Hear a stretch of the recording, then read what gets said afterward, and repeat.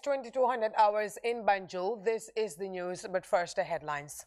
President Adama Barrow joins West African leaders in Monrovia to grace 175th Therefore, it was a moment of joy and pride for the country. National Nutrition As they Agency gathered and Beneficent partners have agencies started the cash implement the Gambia distribution Social to Safety Net beneficiary project. communities across Plus, all the regions judge in the country. presiding over the alleged rape case involving Babukar Keita, alias Bob Keita, dismissed the defense motion on stay of execution with regards to the DNA test on the late toddler Mohammed, who mysteriously died at the heart of the case. Away from home in Sudan, security forces accused of killing at least one person while dispersing anti-coup protesters in the city of Omdurman. Details of these and other stories coming ahead in the news with me, Fatu Eli Kamalushi. Many thanks for joining us.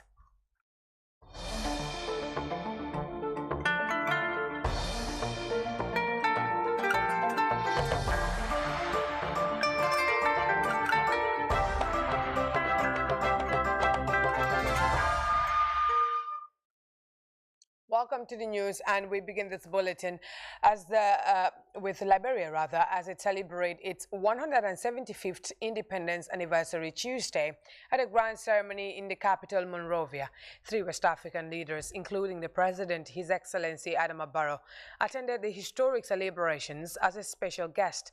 This year's celebration also coincides with the 200-year anniversary since modern-day Liberia was founded by freed slaves from the United States of America. As we hear in this report by Momodou Diallo, this year's independence anniversary is a moment of reflection and celebration for Africa's oldest republic. The official ceremony for the observance of the 175th independence anniversary of Liberia was held at the Centennial Memorial Pavilion in Monrovia.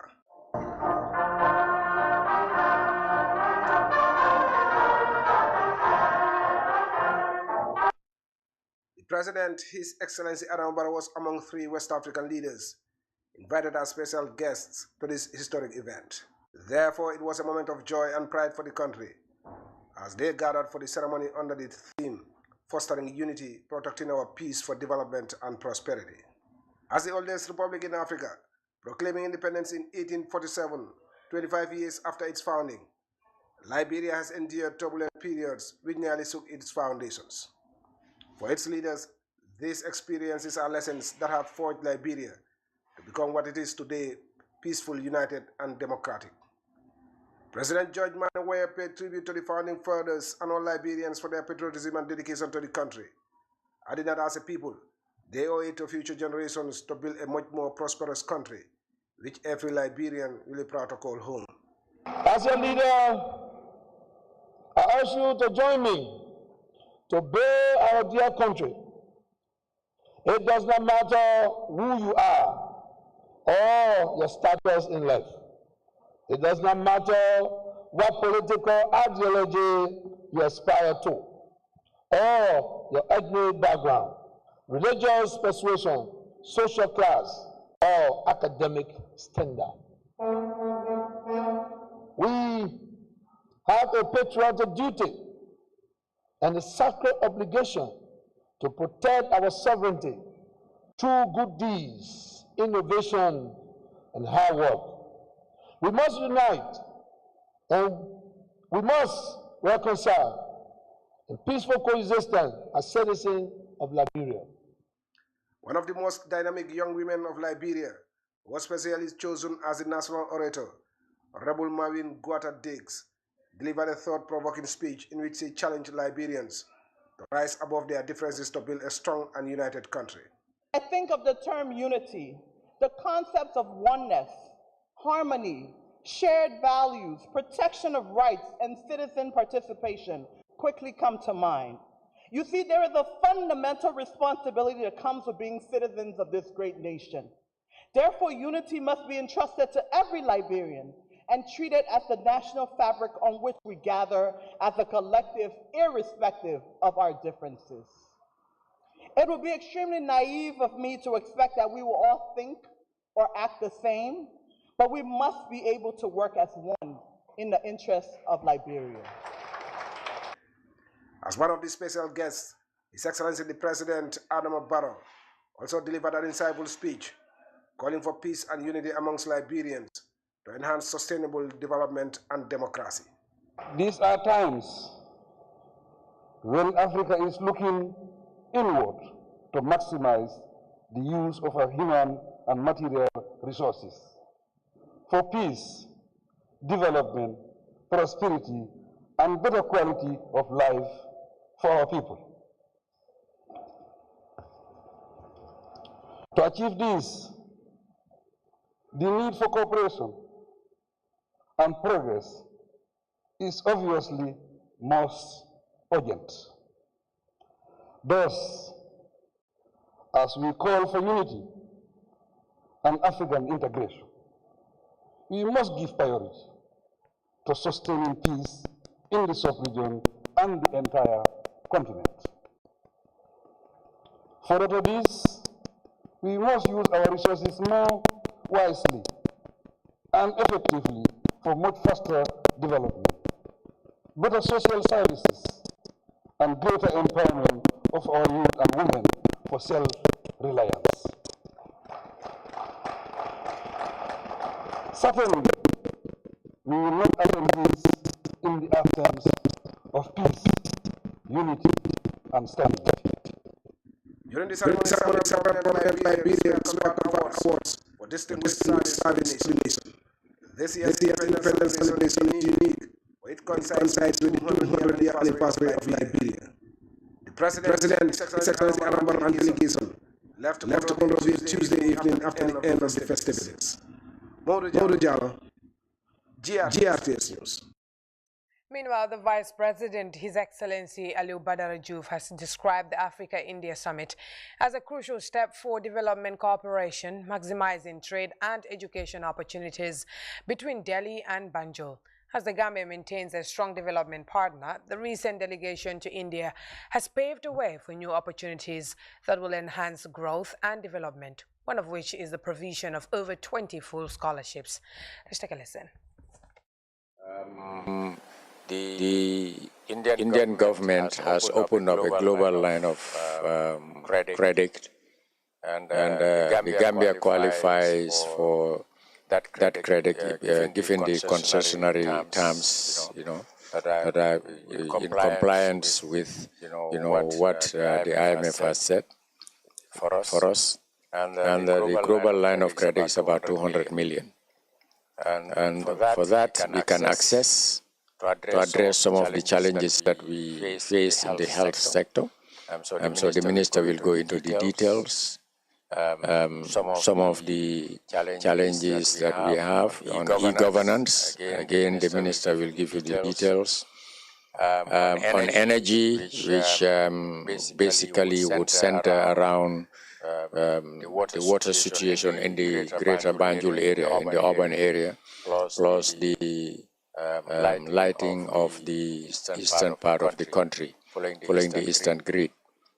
On infrastructure, it will be on roads and also the construction of some government offices in order to remove ministries that are renting, to save government a lot of money which we are paying out, because of rent that these ministries and also their satellite institutions are incurring. So in the medium to the long term, it will be to make sure that all ministries and satellite institutions occupy government places rather than rent. That will save us a lot of money. The other thing is that the Minister of Finance also would go into details as to the way we access this line of credit. One condition, though, is that we have to have well-costed, bankable projects that we would present to them for approval, and it doesn't need approval at a higher level. It will be an approval at the Joint Secretaries level. That was what we were told. Alongside that, in acknowledgement of the President's priority attention given to education, he has been awarded paid the honorary causa in humanities, and also given the key to the university, the Integral University of India. And we salute the President for that kind of achievement. We were also given 35 scholarships, 15 of which are PhDs, 10 masters, and 10 bachelors in engineering, particularly science, technology, except for medicine, but pharmacology and pharmacy. Well, the Vice President, His Excellency Aliou Badara Diouf there on the Africa-India Summit. Moving on, the National Nutrition Agency, the Directorate of Social Welfare and the Department of Community Development are currently implementing the Gambia Social Safety Net project, which is jointly funded by the World Bank and the Government of the Gambia. The project aims to improve the coordination of social assistance activities and increase the inclusion of the extremely poor in the 20 poorest districts of the Gambia. Famar Baji has the rest. The NAFA transfer project has ultimately reached beneficiaries who have underwent a long wait as officials complete the vital process of enrollment and registration. Implementing partners have started the cash distribution to beneficiary communities across all regions in the country. 430 beneficiary households are registered in Fonyi Berefet. According to their proximity, beneficiaries converge at a pay point in the community of Bese Fonyi Berefet to receive the cash reimbursement. Each household will receive a bi-monthly payment of $3,000, which will go on for 18 months, something beneficiaries hailed as a major relief. Alhamdulillah, kontanta bakale. Di nganyung kodo muta balwobe koliyari mbanko kanne. We are very happy to receive this money as things are very challenging. Anyone who receives this money will be very happy. A similar process was conducted in Sangajor, Fonyi Kansala, where the project is set to benefit 292 low-income earners drawn from 38 villages. Beneficiaries convert to receive their payments. They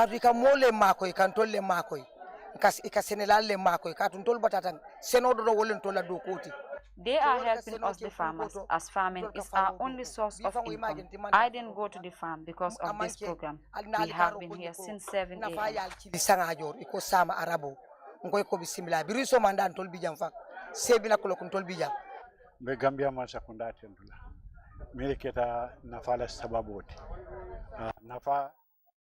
I thank the Gambia government. We have realized great progress in this project, as it did not stop at only the financial benefits. We mobilized groups within us to settle disputes within the community. We thank the World Bank and Community Development.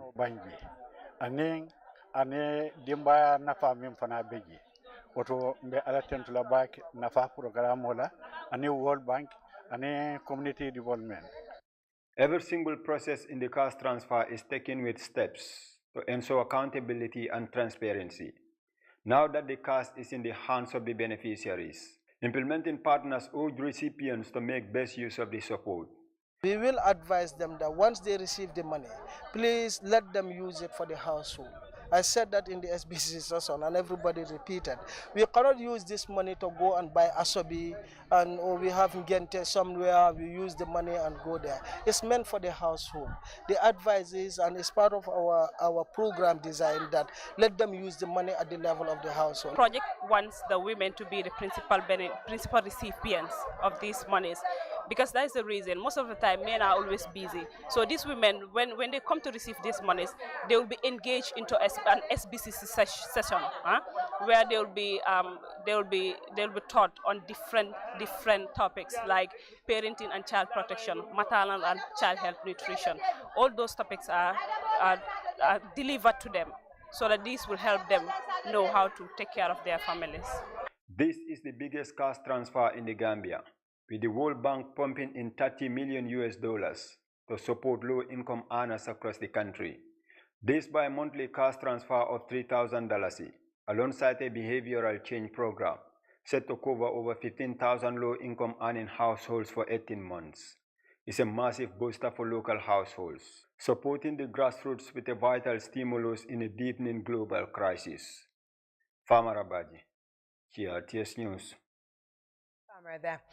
To some legal matters now, and we head to the High Court in Banjul, where the judge presiding over the alleged rape case involving Boubacar Keita, alias Bob Keita, has dismissed the defense motion on stay of execution with regards to the DNA test on the late toddler Mohammed, who mysteriously died at the heart of the case. Defense lawyer representing Boubacar Keita, Barrister Lamin L.S. Camara, on 18 July, filed a motion before the court, urging the court to disregard the motion dated 7 July, filed by the state prosecutors for DNA tests on the late Mohammed. The defense team, led by lawyer Camara, further filed an injunction before the Gambia Court of Appeal, seeking for stay of execution pending the outcome of the appeal before the Court of Appeal. After going through the arguments and citation made by both the prosecution and the defense, Justice Jallo dismissed the defense motion, urging the state to expedite a second DNA test on the late baby Mohammed.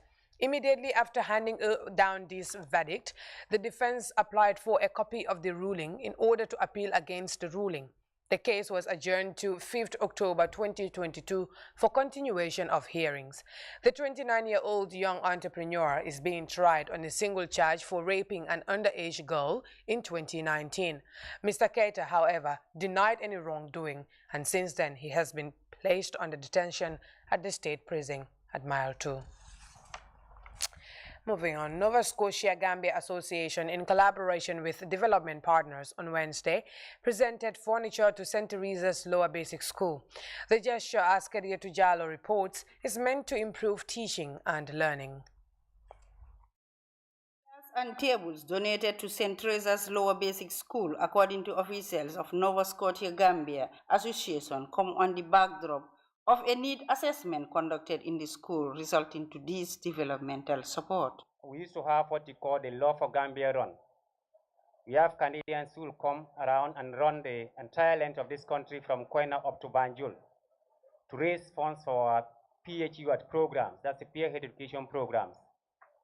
And so it was in one of those runs that one of the participants called Luke McDonald came across a nursery school somewhere in North Bank and realized that this school was lacking in infrastructure, like the toilets were dilapidated and not enough. And he thought that to have conducive learning, we have to get these things fixed.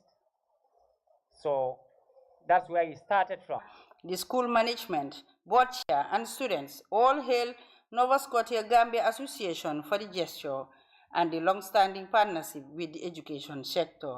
The donation they highlighted will in no small measure address some of the challenges in the school. On behalf of my regional director, I want to say thank you very much. Learner welfare and school environment is a key component of school improvement. And it has a direct bearing on curriculum management. And this furniture or the gift that we are receiving today will go a long way in boosting the furniture situation in the school. This is the type of gesture we are hearing from Good Samaritans in order to complement the effort of the Ministry of Basic and Secondary Education. On behalf of the SMC, parents and teachers of the school, I extend my profound gratitude to the NSGA for their laudable gesture. We want those who are hearing and seeing, please come forward and help the school. The school is your school. It's our school. It's not the Catholic education. It belongs to the Gambian children. So anybody who can give even one furniture, one, it's a lot. So on that note, Mr. Kujabi asked me to extend his sincere gratitude and thanks to Nova Scotia, the Gambia, and your partners. This donation is the latest intervention by the humanitarian body in their quest to ensure the children of the Gambia are provided with quality education in a conducive environment. Kadijatu Jallo, reporting for GRTS News. And now to a press release, and it reads, the public, especially the business community and procuring organization, are hereby informed to kindly take note of the following. All procurement submissions for request for approval shall be reviewed by a committee and henceforth will be officially stamped and signed solely by either of the following directors: Director Compliance and Procurement Practices, Director of Procurement Policy and Operations. Any approval not signed and stamped by a director should be considered invalid and not honored by the authority, and by extension should not be honored by the procuring organization. Furthermore, the procuring organization are henceforth urged to report any evidence of inconsistency contradictory to this press release. Management continues to seek your support in ensuring that procurement processes in the public sector are open, fair and transparent, and that they deliver best value for money. The release ends. Time now to take our first break. When we return, we'll look at news beyond our borders. Stay.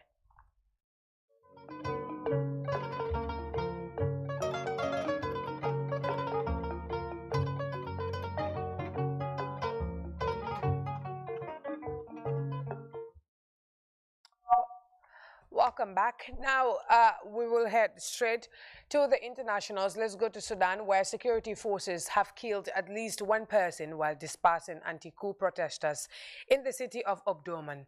According to a statement by the Central Committee of Sudanese Doctors, the protester died after he was hit by a live bullet in the face. The group adds that so far 116 civilians have been killed in the protests against military coup. Pro-democracy activists have been organizing protests against the military since October 2021.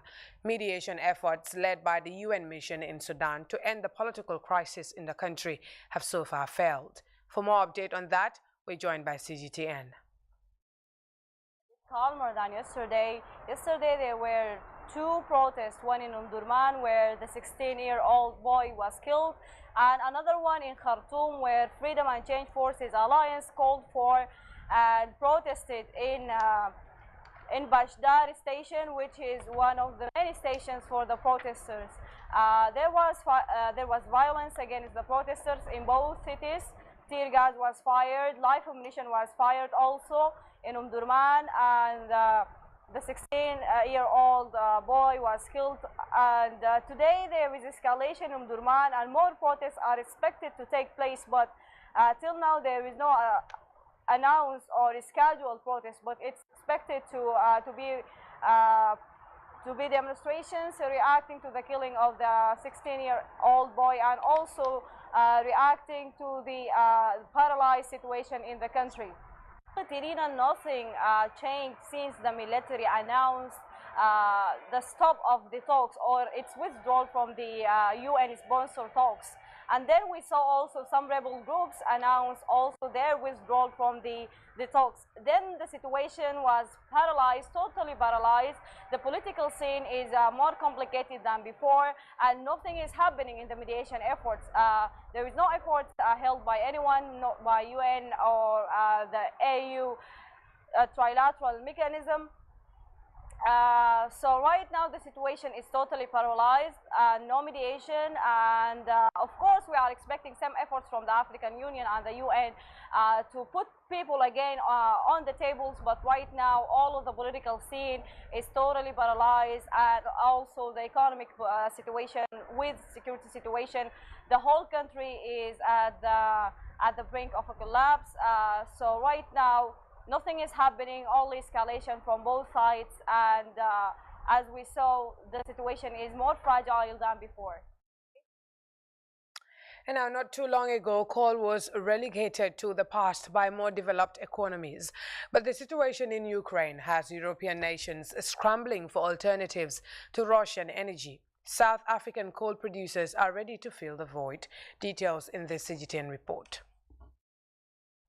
South Africa is the world's 8th largest producer of coal and the 5th largest exporter. Since joining BRICS in 2010, most of South Africa's coal exports have been destined for the global south, heading to countries in Latin America and Asia. But European countries are now scrambling for energy security. While most Western nations made great strides in moving away from fossil fuels the sanctions on Russia are forcing them to go back to coal. If you look at the massive increase in exports to Europe, it's already happened in the last several months. So, as a result of the Russia-Ukraine conflict, there's been an increased demand for coal from South Africa by Europe. Between January and May of this year, South African coal exports to Europe jumped roughly 40%. Europe demands high-quality coal for its power stations, while South Africa's coal power plants are designed to use low-quality coal. The unit price of coal per ton has increased 5 times in the last several months, but it's a double-edged sword for South Africa. The coal price is going to go up, and that's going to also push up electricity prices within South Africa. So as the international demand for South African coal goes up, which is temporary, that is going to push up the prices. The world is attempting to move away from coal, but the Eastern European conflict has dealt climate efforts a bitter blow as countries take up fossil fuels again to ensure energy security. We have a very, very, very, very long history of coal exports to Europe. Before '94, our biggest market. South Africa is in a tough position.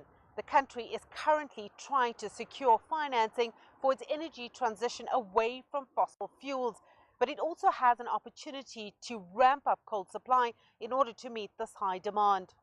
Coal is life, and coal is death. It is a double-edged sword. For many decades and centuries, it has put bread on the table. It has fueled the South African economy. It has brought foreign exchange through exports. If we decide to stick with coal, we are very quickly going to become an economic pariah. We are not going to be able to export, and we're not going to be able to access finance. The next steps will be crucial. Sumitra Nadu, CGTN, Johannesburg, South Africa. Well, that was all in tonight's bulletin, but before we go, a quick look at our top stories. President Adama Barrow has joined West African leaders in Monrovia to grace 175th independence anniversary. The National Nutrition Agency and partners have been implementing the Gambia Social Safety Net. Plus, the judge presiding over the alleged rape case involving Babukar Keita, alias Bob Keita, has dismissed the defense motion on stay of execution with regards to the DNA test on the late toddler Mohammed, who mysteriously died at the heart of the case. Away from home in Sudan, security forces have been accused of killing at least one person while dispersing anti-coup protesters in the city of Omdurman. Well, that's it for tonight's bulletin. It's been myself, Fatu Ali Kamloshi, and from the entire news team. Many thanks for watching. Good evening.